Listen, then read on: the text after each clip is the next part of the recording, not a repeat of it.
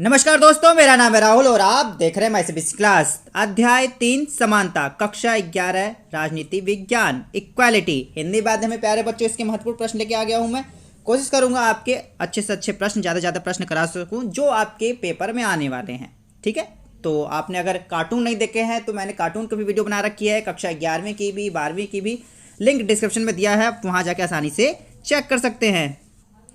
तो आज जो अध्याय कराने जा रहा हूं मैं वो है अध्याय 3 समानता, इक्वालिटी। तो चलिए इसके महत्वपूर्ण प्रश्नों को एक बार देख लेते हैं।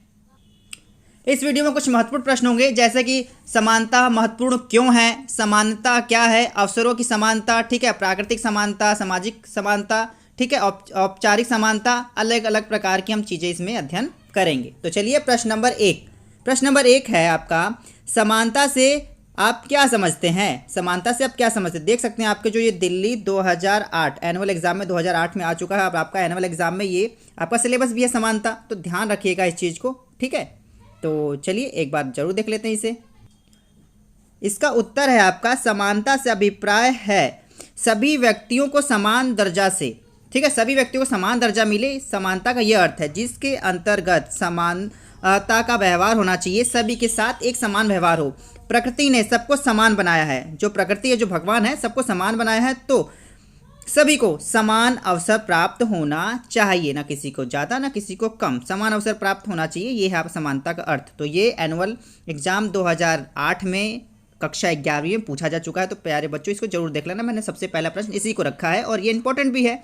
तो चलिए प्रश्न नंबर 2 पे चलते हैं। प्रश्न नंबर 2 आपका क्या है, आपका अवसरों की समानता से क्या अभिप्राय है, कि अवसर की समानता हम दे रहे हैं, इसका क्या अर्थ है। तो इसका अर्थ एक बार पढ़ लेते हैं हम। इसका अर्थ है आपका, इसका अभिप्राय यह है कि प्रत्येक व्यक्ति जो अपनी रक्षा और प्रतिभा का विकास तथा अपने लक्ष्यों की पूर्ति के लिए समान अधिकार अवसर प्राप्त होना चाहिए। यही है आपका अवसरों की समानता। मतलब कोई भी व्यक्ति अपने अच्छा से विकास कर सके, उसकी ठीक है क्षमता प्रतिभा तो अच्छे से निकल सके, उसको अवसर मिल सके, यही है आपकी समानता। ठीक है, प्रश्न नंबर 3 पे आते हैं। प्रश्न नंबर 3 क्या पूछ रहा है, प्राकृतिक असमानताएं क्या होती हैं। प्राकृतिक असमानताएं, देखो अभी हमने प्रश्न पढ़ रहे थे, मैंने उसमें बताया सभी प्राकृतिक रूप से समान होते हैं। तो प्यारे बच्चों, ये प्राकृतिक रूप से सभी समान नहीं होते। अगर मैं नोटिस कराऊं तो कुछ लोग पैदाइश दिव्यांग होते हैं, ठीक है, तो वो आप समानता के अवसर कैसे प्राप्त कर सकते हैं। तो उनके लिए आरक्षण जैसी सुविधाएं की जाती हैं। ठीक है, इसमें देखो क्या पढ़ते हैं, क्या इसमें पूछा गया है, प्राकृतिक असमानताएं क्या होती है। प्राकृतिक असमानताएं लोगों में उनकी विभिन्न क्षमताओं, प्रतिभा और उनके अलग अलग चयन के कारण पैदा होती है।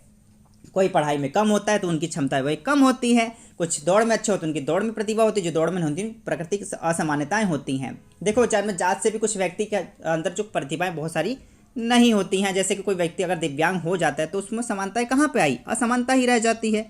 ठीक है, तो चलिए प्रश्न नंबर हम 4 पे चलते हैं। प्रश्न नंबर 4 है आपका, सामाजिक असमानताएं क्या होती हैं। देखो समानताएं पढ़ रहे थे, क्योंकि समानताएं तो बार बार लिख दोगे, लेकिन हमें 11वीं क्लास में ध्यान रखिए, हमें ये चीज़ समझनी होती है, असमानताएं पे हम फोकस ही नहीं कर पाते हैं।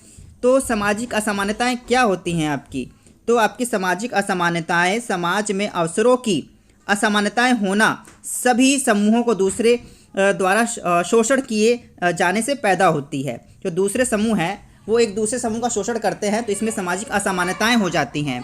ठीक, छोटे व्यक्तियों से अलग हिसाब से बात करते हैं हम, बड़े व्यक्तियों से अलग हिसाब से बात करते हैं, कहीं ना कहीं सामाजिक असमानताएं हैं। ठीक है, प्रश्न में आगे आते हैं, राजनीतिक समानता से क्या अभिप्राय है। राजनीतिक समानता के अंतर्गत लोकतांत्रिक समाजों में सबको बिना किसी भेदभाव के नागरिकता तथा मूल अधिकार प्रदान करना है, वही है राजनीतिक समानता। मतलब कोई भी व्यक्ति अगर चाहे तो प्रधानमंत्री बन जाए, इतनी समानता समाज में होनी चाहिए।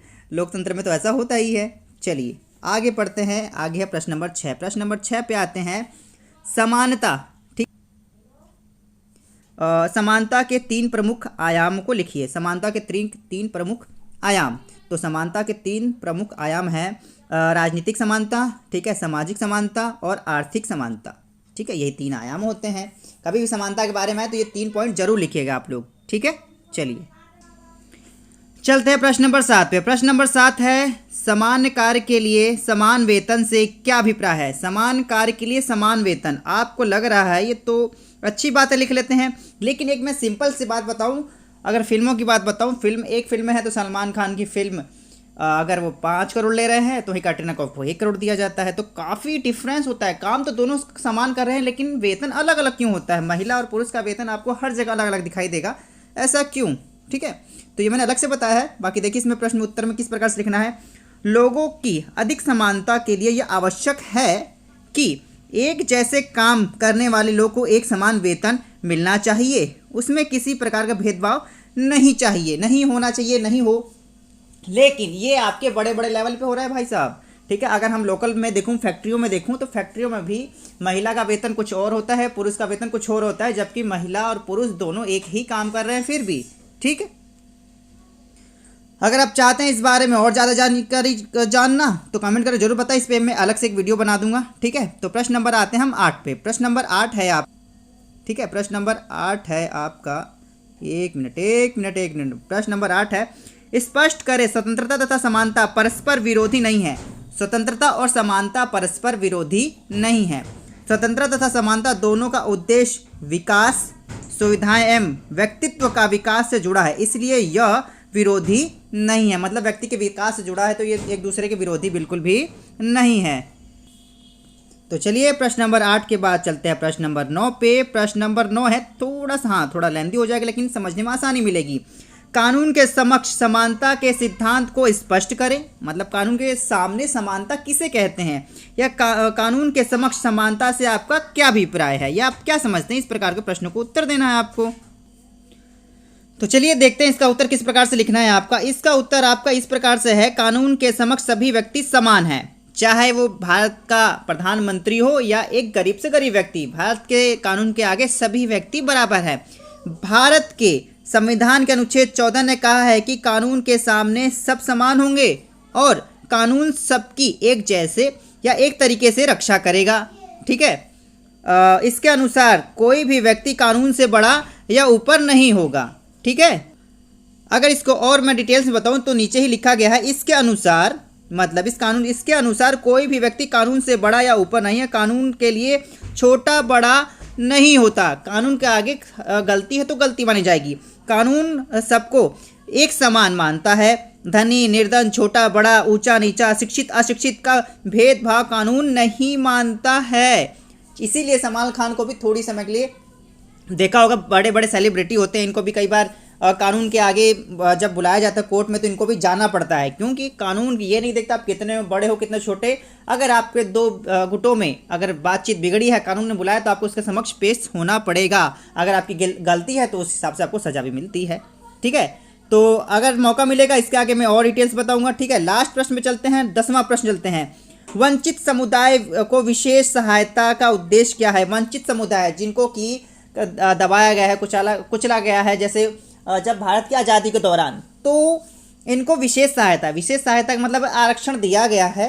तो इसका क्या उद्देश्य है। तो जिनको प्यारे बच्चों को आरक्षण दिया गया तो इसका यही उद्देश्य था कि 10 साल में वो भी ऊपर आ जाएंगे, और ऊपर आ जाने के बाद समान कैटेगरी और जो नीचे वाले कैटेगरी थे दोनों बराबर हो जाएंगे, यही उद्देश्य था। देखिए इसका उद्देश्य यह है कि समुदाय वर्तमान वंचनाओं से उबरकर सक्षम बने और अन्य समुदाय के समानता के आधार पर प्रतिस्पर्धा कर सके।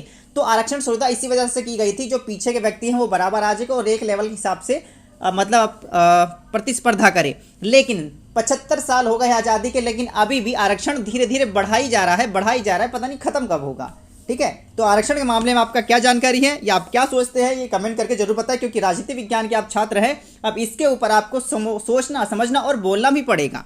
अब क्या बोलते हैं क्या नहीं बोलते हैं ये आपका मुद्दा है। ठीक है, तो जितना पढ़ेंगे उतना अच्छे से बोल पाएंगे। उम्मीद है ये चीज़ें समझ में आई होंगी। इसके ऊपर जो कार्टून बचा है वो कार्टून मैं जल्दी लेके आऊँगा ताकि आपको अच्छे से अच्छा और नॉलेज प्राप्त हो सके। माय सीबीएसई क्लास की इस वीडियो को देखने के लिए धन्यवाद। तब तक के लिए जय हिंद, जय भारत।